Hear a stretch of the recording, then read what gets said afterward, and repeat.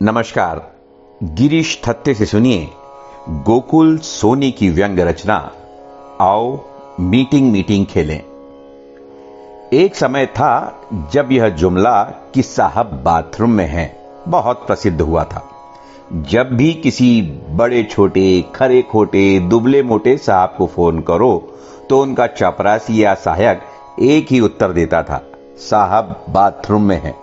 बाद में जब लोग कहने लगे कि साहब इतना खाते पीते ही क्यों हैं कि उनको बार बार बाथरूम में जाना पड़ता है, तब थोड़ा यह बहाना बनाने वालों को कुछ शर्म आने लगी और यह जुमला बदल गया। अब किसी अधिकारी को फोन करो तो अधिकतर एक ही जवाब सुनने को मिलता है कि साहब मीटिंग में हैं। वैसे मीटिंग का खेल हमारे देश में बहुत पुराना है।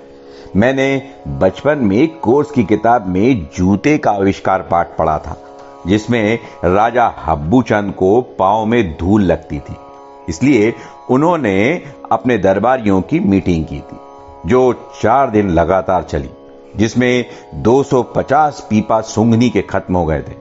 उस समय बार बार सूंघनी या नस्वार सूंघने का चलन था। अब तो मीटिंग में बड़ी बड़ी होटलों के बड़े बड़े बिल बनते हैं और अंत में जैसे फैसले प्रायः अधिकांश मीटिंग में होते हैं, वैसे ही इस राज्यसभा का फैसला हुआ था कि इस पूरी धरती को चमड़े से ढक दिया जाए। वो तो बेचारा एक गरीब राजा साहब के चरणों के पास बैठा था। उसने राजा के ही चरणों को चमड़े से ढक दिया और निवेदन किया कि पूरी धरती को कहां तक ढकेंगे साहब, अपने श्री चरणों को ही ढक लिए। तब राजा ने कहा था कि यही उपाय तो मेरे मन में भी था, इस मोची ने भापा तो भापा कैसे। इसी तरह सभी अच्छे और बड़े उपाय बड़े अफसरों को पहले से ही मालूम होते हैं, अर्थात उनको जो करना होता है वही करते हैं। वो तो मातहतों का मन रखने के लिए मीटिंग खेल लेते हैं। अधिकांश मीटिंग्स में सबसे बड़े साहब काम समय पर पूरा न होने के लिए अपने अधीनस्थों को डांटते हैं, फिर वो अपने अधीनस्थ को जोर से डांटता है, फिर अगला अपने अधीनस्थ को खूब जोर से डांटता है। वह बाबू से एक्सप्लेनेशन मांग लेता है। बाबू जैसे ही जवाब देता है, मान लिया जाता है कि अब काम हो गया। असल में आजकल किसी भी विभाग में मीटिंग के बगैर काम ही नहीं होता। लोगों की तो आदत ही खराब है कि काम जल्दी से जल्दी चाहिए, परंतु जब वे ऑफिस जाते हैं तो चपरासी यही उत्तर देता है कि बड़े साहब मीटिंग में है और छोटे साहब वे भी मीटिंग में हैं। और बाबू, अरे कमाल करते हो साहब, मीटिंग की व्यवस्था तो वही करता है ना।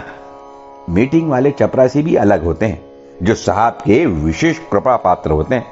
वे अपने काम के विशेषज्ञ होते हैं।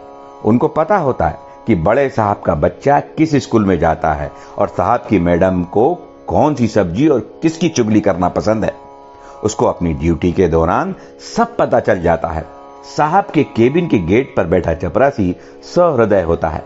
वह कभी मीटिंग में नहीं जाता, परंतु आने वाले को टर्कोमाइसिन नाम की दवाई देने का काम बखूबी करता है।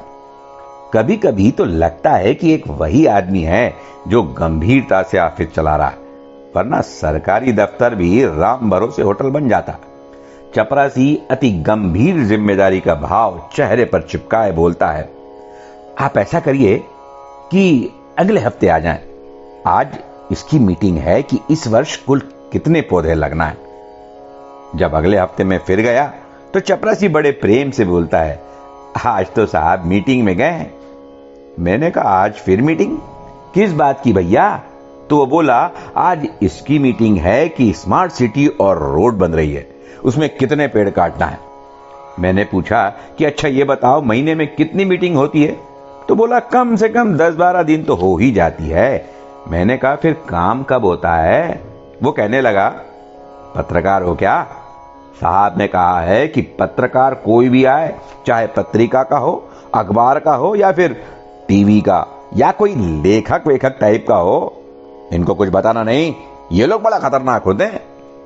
फ्लाईओवर बनाने की मीटिंग, फिर वो एकदम 90 डिग्री कोण का बन जाए या सर्पाकार बन जाए तो क्या किया जाए, इसके लिए मीटिंग। नदी के ऊपर पुल बनाने के लिए मीटिंग, फिर पुल अपनी मिलावट से दुखी होकर टूटकर नदी में आत्महत्या कर ले तो इसके लिए फिर मीटिंग कि इसका ठीकरा किसके सिर पर फोड़ना। BRTS बनाने के लिए मीटिंग, फिर उसे तोड़ने के लिए मीटिंग। किसी देश ने हमला कर दिया तो उस पर एक्शन प्लान बनाने के लिए मीटिंग, और फिर हमने उसका भरपूर बदला ले लिया है इसके लिए फिर मीटिंग। चाहे संस्थान सरकारी हो, असरकारी हो या गैर सरकारी हो, मीटिंग बगैर किसी का काम नहीं चलता।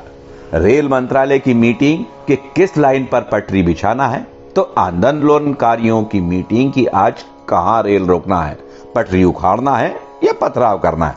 पुलिस की मीटिंग कि अपराधी को कैसे पकड़ना है, तो अपराधियों की मीटिंग कि नए नए तरीके से कहां और कैसे अपराध करना है, और फिर पुलिस को कैसे साधना है कि रिपोर्ट ही ना लिखी जाए।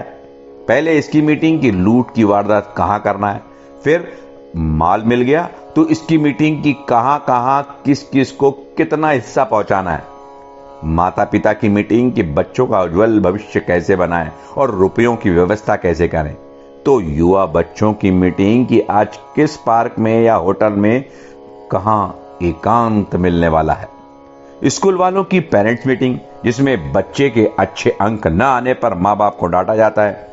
भले ही मोटी फीस लेकर स्कूल बच्चे को अच्छा इंसान बनाने का वायदा करते हो, मीटिंग ही एक ऐसा पुनीत कार्य है जिसके बिना नर हो या नारी, शादीशुदा हो या ब्रह्मचारी, दाता हो या भिखारी, डाकू हो या संत, मठाधीश हो या महंत, विपक्ष हो या पक्ष, नौकरी पेशा हो या बेरोजगार, किसी का काम नहीं चलता। अब तो लगने लगा है कि हमारे देश की तरक्की का राज काम करने, कड़ी मेहनत और मेक इन इंडिया में नहीं वरन मीटिंग में छुपा है। तो आओ मीटिंग खेलें, और हां, अपन एक मीटिंग इस बात की भी कर लें कि ये व्यंग रचना कैसी थी और इसकी प्रस्तुति कैसी रही। धन्यवाद।